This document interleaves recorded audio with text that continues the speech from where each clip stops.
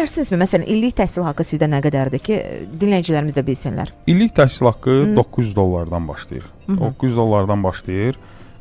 Bunu təbii ki, hissə-hissə ödəyə bilərlər, yarısını. $450 ödəyib $450 6 aydan sonra ödəyə bilərlər. Məsələn, bəzi valideynlər də var ki, narahatdır da ki, çətinlik çəkərəm maddiyyat baxımından və ödəyə bilmərəm. Lap daxil olsa belə, sonraki illərdə biraz. Nə edirsiniz o zaman? Bu zaman biz maksimum çəkirik ödəniş vaxtını uzadırıq. Yəni belə şeylər olur da, yəni biz başa düşürük, insandır, yəni olur ki, məsələn, alınmır, düzəldə bilmir.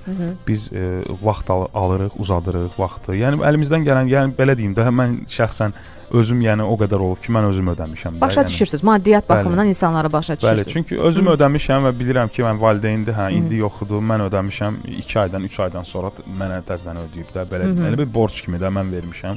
Yəni o şəkildə, yəni əlimizdən gələn köməkliyi edirik ki, təki tələbə başa vursun, diplomunu alsın, bəli, yarımçıq qalmasın, diplomunu alsın, gələcək həyatını qursun. Yəqin ki,